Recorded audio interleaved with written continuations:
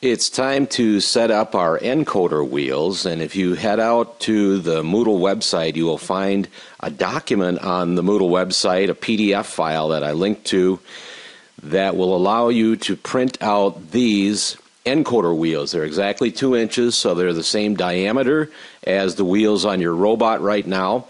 So you'll want to go out there and download that document and print out a page of it like this.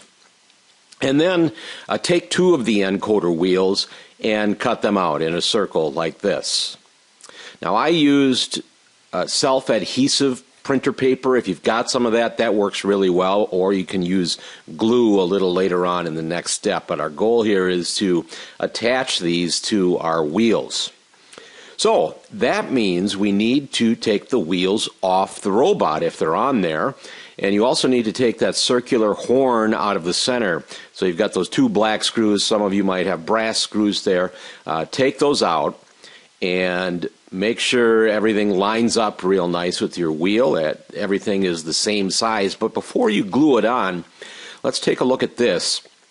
I made sure that my tire is not hanging over the side that I'm going to put the encoder wheel on. All right, so pull that rubber so it's not going over the edge of the encoder wheel. Let it go over the other side. All right, so that's it. Either glue your printed encoder wheel on. You can glue it. I'd use maybe a little better glue than, say, Elmer's glue. Use something maybe like an epoxy glue or polyurethane glue. If you've got some of that around, it's going to stick a lot better.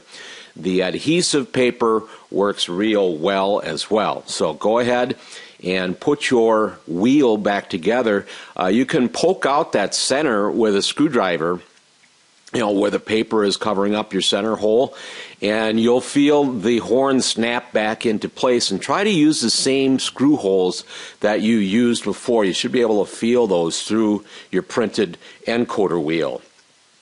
Okay, so do that to both wheels, and they should look something like this when you're done.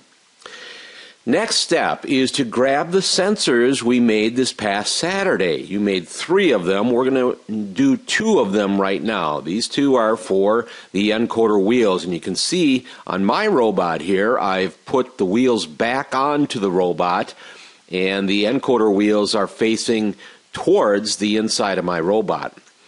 Now we're going to take that sensor. You can see I've got my sensor wire here in my hand, and the first sensor, which actually we call encoder number 2, encoder number 2 goes into the female header pin right next to the remote control that you already have created. So it would go in that second from the front, second from the USB port female header pin.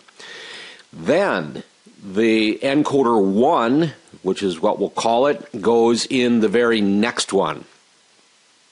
The encoder sensor that's plugged into this female header pin corresponds with the motor that is plugged into this male header pin. The encoder sensor that is plugged into this female header pin corresponds with the motor that's plugged into this male header pin. So you've got your 2 sensors plugged in, encoder sensor 1 and encoder sensor 2. Next step is we need to get some software on your microcontroller to test these out. Now, if you go to the Moodle website again, you're going to find a JAL program called Encoder Test.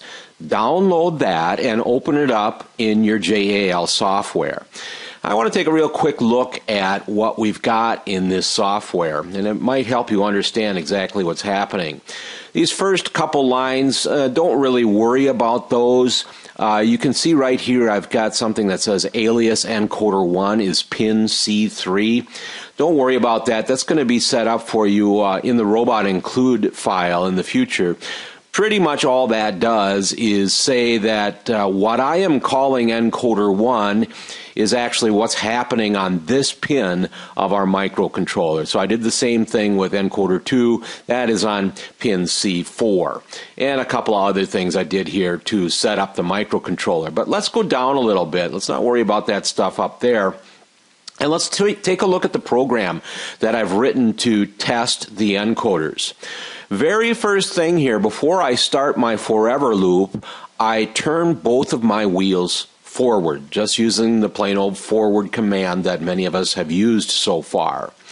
Then my forever loop starts, and I use something here on this line called a conditional statement.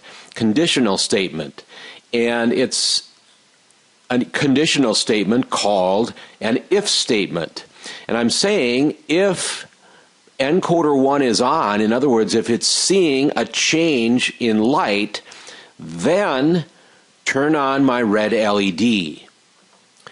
If it's not seeing the change in the light, or else, the red LED is off. And then I say end if. Okay, so what's going to happen there is if the red encoder is on, the red LED will be on.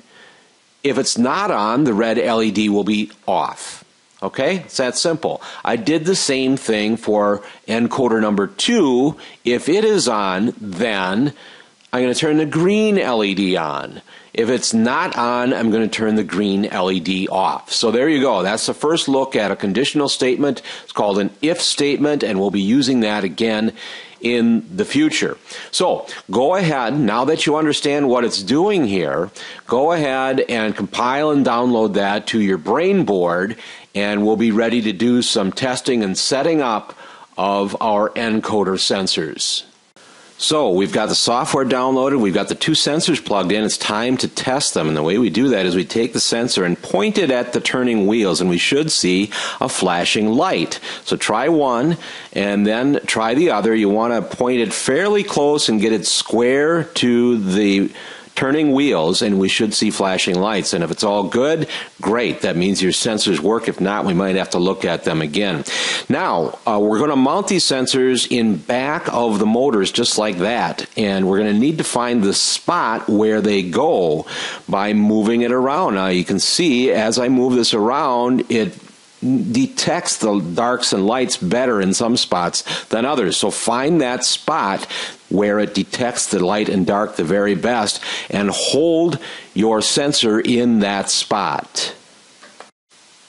You'll notice that I'm holding this sensor vertically. They will not work right if you put it on there horizontally. So vertically up and down like I've got it shown here, and maybe about 1/8 of an inch from your glued on encoder wheel, about 1/8 of an inch or so, and make it go towards the outside of the wheel as well.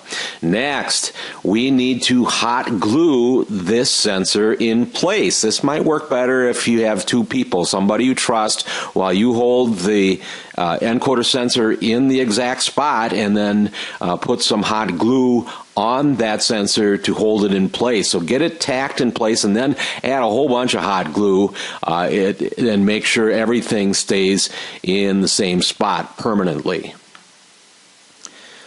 So do the same thing for the other wheel, and when they're both working, you should see something like this, both lights flashing on and off real consistently as the motors turn forward. Hopefully you've gotten through this, and that's all there is to it. You've set up your encoder wheel sensors.